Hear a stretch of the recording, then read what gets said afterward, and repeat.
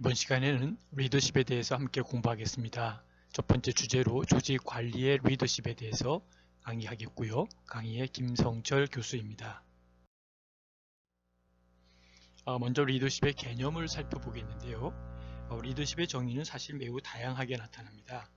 김용종 교수는 리더십을 조직의 리더가 갖는 성향, 행동, 상황 등과 관련된 제반 특성을 묶어서 부르는 일반적인 개념으로 정의했고요. 또한 리더십을 어떤 포지션, 지위라고 그랬죠. 또는 ability, 능력이라고 그랬죠. 그러니까 이런 포지션과 ability 이 두 개를 표현하는데 이러한 이러한 관계 속에서 또는 프로세스라고 하는 과정이나 또는 속성이라고 하는 개념으로 분류했다는 것이죠. 정리한다면은 리더십을 지위와 능력 그리고 과정과 속성으로 분류했는데요. 이것에 대한 첫 번째를 한 번씩 살펴보도록 하겠습니다. 첫 번째는 지위로서의 리더십은 한 사람이 특정한 상황에 대한 통제의 책임을 갖고 지위 혹은 지도적 지위에 있는 것을 의미한다라고 하는 것이죠. 두 번째는 능력이라고 하는 것으로서 이 리더십은 다른 사람들과의 관계에 있어서 영향을 미칠 수 있는 어떤 역량이나 또 기술을 의미한다라는 것이죠. 그로 인해서 리더가 취하는 방향으로 사람들을 따라오게 하는 것을 말한다라는 것이죠. 세 번째는 이 프로세스, 과정을 얘기를 하는데요. 이 리더십은 어떤 비강압적인 영향력을 사용해서 집단 구성원들이 목적 성취를 위한 활동을 하도록 지휘하고 또는 조종하는 것을 말한다라는 것이죠. 그 다음에 이제 마지막 속성을 얘기했는데요. 이것은 이러한 영향력을 성공적으로 사용하는 것으로 여겨지는 사람들에 있어서 귀속되어 있는 일련의 특성을 말한다라고 정의하고 있습니다. 다음은 로빈슨에 대한 얘기를 들어볼 텐데요. 로빈슨은 뭐라고 얘기했냐면 지도력을 얘기하면서 목표 달성을 지향하도록 집단에 영향을 미칠 수 있는 능력이다 라는 것으로 정의했고요. 그 다음에 트래커는 뭐라고 얘기했냐면 지도력을 공동 목표의 달성에 있어서 사람들이 협동하여 일하도록 영향을 주는 능력으로 정의를 했습니다. 한편 리더십을 과정으로 이해하는 관점에서 허쉬와 블랜차드는 리더십을 어떤 주어진 상황에서 개개인이나 집단의 활동이 목표 달성을 위한 노력이 되도록 나름대로 영향을 미치는 과정이다 라고 이야기를 했습니다. 이러한 개념을 종합해보면 리더십이란 뭐냐라고 할 때 조직의 목표 달성을 위해 조직원들이 이제 능동적으로 업무를 수행할 수 있도록 공식적 지위에 있는 리더가 영향력을 행사하여 조직의 힘을 하나로 모아 시너지 효과를 발휘하도록 작용하는 것으로 정의할 수 있다라고 보고 있습니다. 리더십의 개념은 조직의 목표 달성에 있어서 조직 구성원들이 조직과 관련한 행동에 몰입하여 이를 수행할 수 있도록 주어진 상황에서 특정인이 영향력을 행사하는 정도로 해석될 수 있다라고 하는 것이죠. 그래서 리더십이란 리더가 갖는 성향, 행동, 상황 등과 관련되는 제반 특성들을 묶어서 부르는 일반적 개념으로 리더십의 개념을 한마디로 규정하는 것은 쉽지 않지만 리더십은 다른 사람에게 영향을 미쳐서 목표 성취를 위해 나아가게 할 수 있다라고 볼 수 있습니다. 그리고 리더십이란 리더가 갖는 성향이나 행동 그리고 상황 등과 관련되는 제반 특성들을 묶어서 부르는 일반적 개념이다라고 볼 수 있겠죠. 그리고 리더십의 개념을 한마디로 규정하는 것은 쉽지는 않지만 리더십은 다른 사람들에게 영향을 미쳐서 어떠한 목표 성취를 위해 나아가게 할 수 있다라고 보는 것이죠. 그런 의미에서 리더십에 대한 여러 학자들의 정의를 살펴보면 몇몇 학장들의 핵심만 잠깐 보겠습니다. 커츠와 칸이 얘기했던 리더십에 대한 이론은 뭐라고 얘기하냐면 조직 구성원들이 업무를 수행할 때 기대 수준을 넘어서는 성과를 내려고 노력하게 만드는 하나의 영향력이다라고 하는 영향력에 초점을 두고 있고요. 나머지 이제 로빈슨은 능력에 대한 얘기를 초점을 두는데요. 로빈슨은 목표 달성을 지향하도록 집단에 영향을 주는 능력이다라고 했고 트랙트도 같은 좀 비슷한 내용이죠. 공동의 목표 달성을 위해 협동하여 일하도록 영향을 주는 것도 능력이다 라고 제시를 했습니다. 마지막으로 베니스를 잠깐 보면요. 베니스는 뭐라고 얘기했냐면 조직 구성원들이 있는데 조직 구성원들로 하여금 각자의 나름대로 비전을 가지고 자신의 능력을 모두 쏟아서 그 비전을 실현하게 하는 것이다. 이것을 리더십이다 라고 보고 제안을 했습니다. 다음에 리더십의 어떤 속성을 잠깐 볼 텐데요. 리더십의 속성을 여러 가지로 볼 수 있지만 먼저는 지속성, 즉 끈기가 있어야 된다라고 이야기를 하고 있죠. 다시 말하면 유능한 리더는 적절한 계획을 입안해서 실행에 옮기고 또 옮기면서 활동 후에도 용기와 신념과 자신감을 갖고 쉽게 포기하지 않아야 된다라고 제시를 하고 있습니다. 두 번째는 시간 관리를 잘해야 된다라고 보고 있죠. 유능한 리더는 조직원에게 각자가 시간을 효과적으로 활용할 수 있도록 조직을 운영하며 아울러 또는 리더 자신이 시간을 철저하게 관리해야 된다라고 얘기를 했고요. 세 번째 리더에 얘기한 속성을 협상을 잘해야 된다라고 했습니다.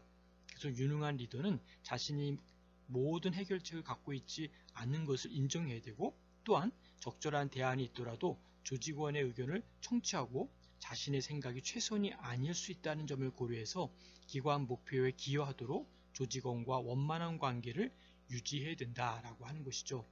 그 다음에 네 번째는 참 중요하죠. 플렉서블이라고 이야기할 수 있는 유연성입니다.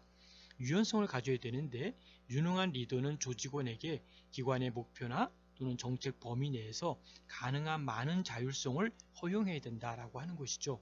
그래서 어떤 조직원과 소모적인 논쟁은 피하면서 조직원에게 신뢰를 제공하는 것이 필요하다라고 보았죠.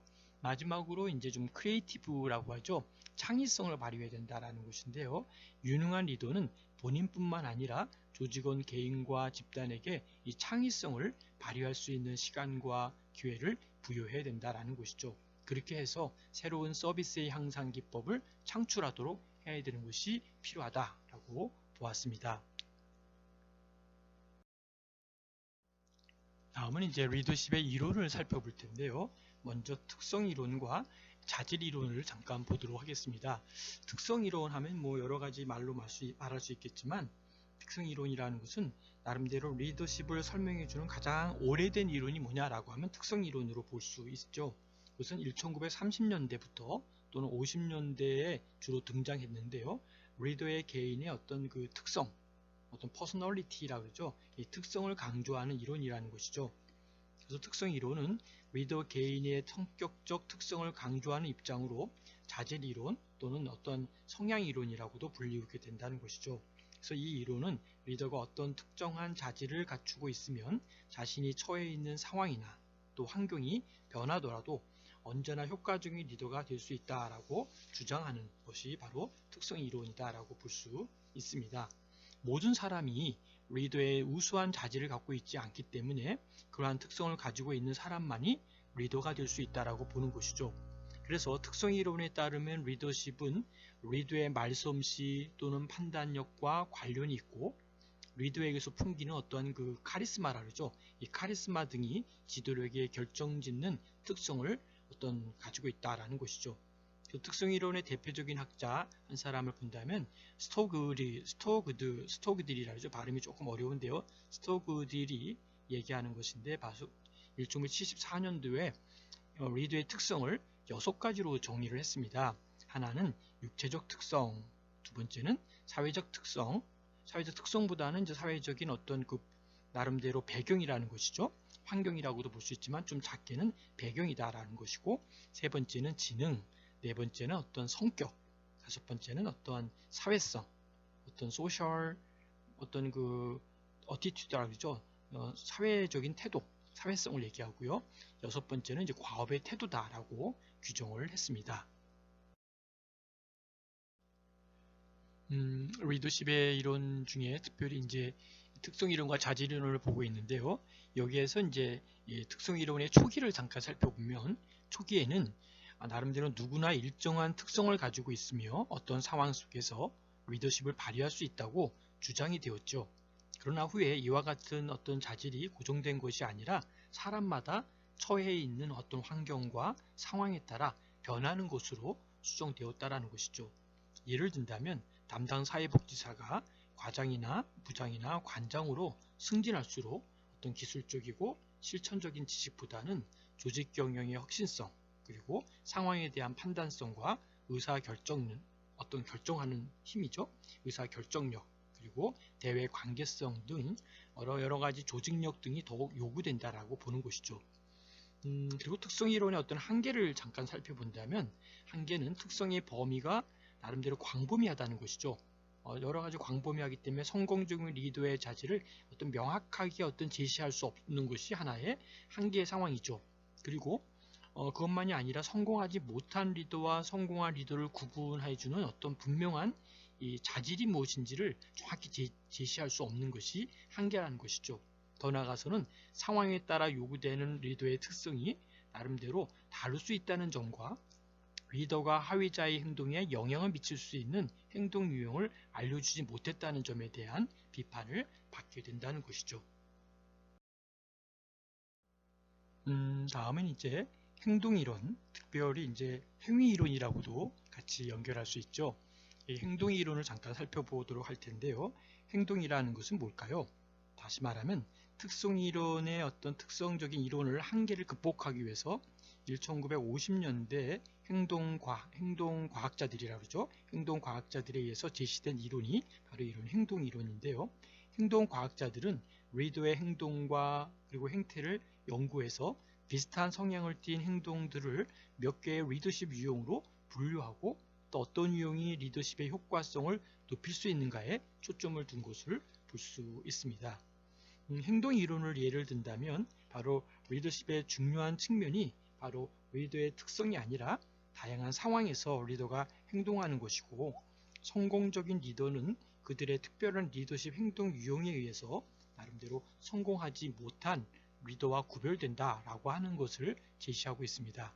근데 여기에는 이제 행동 이론에는 오하이오 주립대학에서 얘기했던 하나의 연구 자료죠. 그래서 우리가 오하이오 연구라고도 이야기하고 오하이오 리더십이라고도 얘기를 하는데요. 오하이오 연구에서 얘기했던 것과 또 미시간 대학에서 얘기했던 미시간 연구라고 볼 수 있겠고요.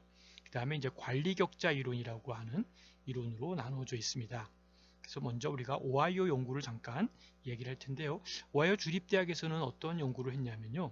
1945년부터 주립대학교에서 어떤 리더의 입장을 강조하는 나름대로 관점에서 리더 행위의 결정 요인과 그리고 작업 진단의 성과에 어떤 만족에 대한 리더십 유형을 결정하기 위한 실증적 연구로 진행했다는 것이죠.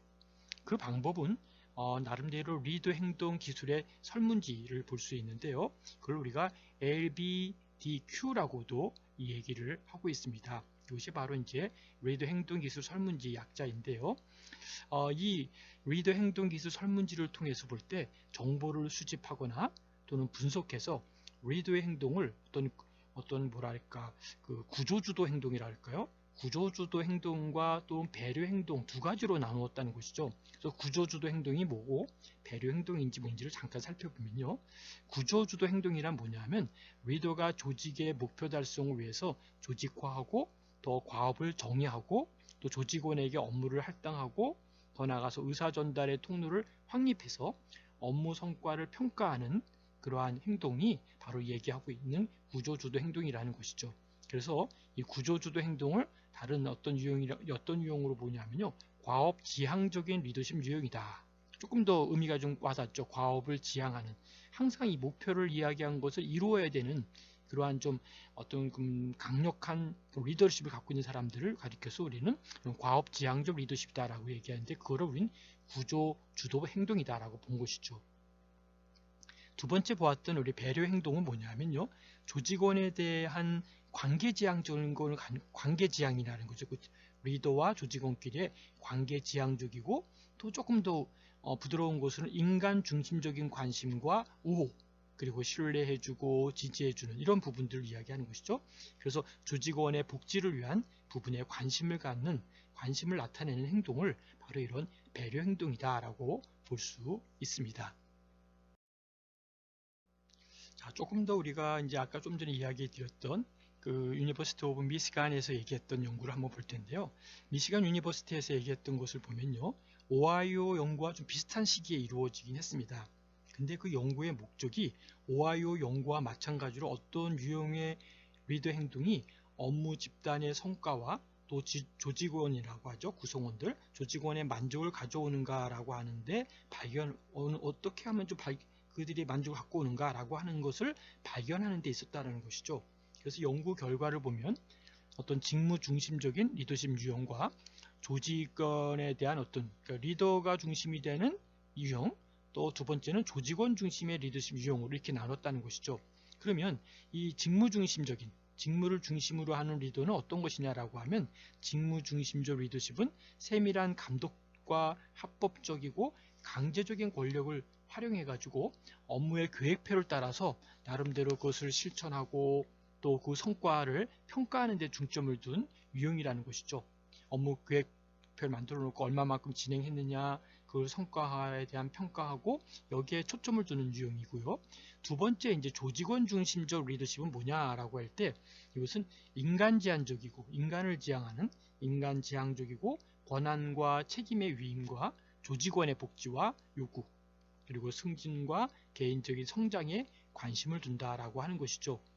그런 의미에서 이제 미시간 대학의 연구 결과 조직원 중심적인 리더십보다는 어떨까요? 높은 생산성과 직무 만족도를 나타내는 반면에, 그러니까 그 조직원 중심의 리더십이 조금 더 보다 더 생산성과 직무 만족도를 나타내는 반면에 오히려 직무 중심적 리더십은 상대적으로 낮은 집단의 생산성과 낮은 직무 만족도를 보여줬다는 것이죠.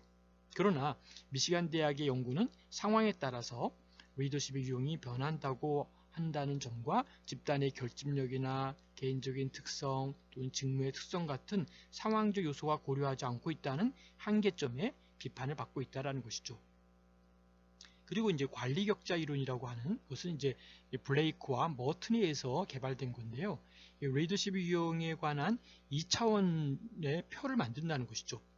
그래서 그 2차원의 표가 뭐냐 하면 이 이론은 바둑판 모양의 이 관리 격자를 활용을 하는 건데요. 사람에 대한 관심과 더 나아가서는 생산에 대한 이 관심의 두 가지 요인을 축으로 만들어 가지고 상호작용하는 초점을 두는 분류 방식이다라는 것이죠. 그래서 이것을 격자망이라고 하는데 이 격자망의 수평측은 바로 산출에 대한 관심을 보여주는 것이고 이것은 리더의 초점이 목표 달성을 위한 지시적인 행위에 집중하는 것을 나타낸다는 것이죠. 그런데 이 수직, 아래에서 위로 오는 수직적인 측은 바로 인간에 대한 관심을 나타내는데 이것이 바로 리더십의 주요 초점이 리더와 조직원, 상호 간의 질적 관계를 향상시키는 것에 맞춰진다는 것을 바로 이런 관리 격자 이론으로 설명하고 있습니다. 예, 여러분 이번 시간에는 조직 관리에 대한 리더십에 대해서 리더십의 개념과 또 여러 이론들을 살펴보셨죠. 경청해 주셔서 감사를 드리고요. 여러분 나름대로 리더십에 대한 그런 관심이 많이 있을 텐데요. 질문이나 토론은 저희한테 카톡으로 남겨주시면 함께 토론하고 답변 드리도록 하겠습니다. 수고하셨습니다.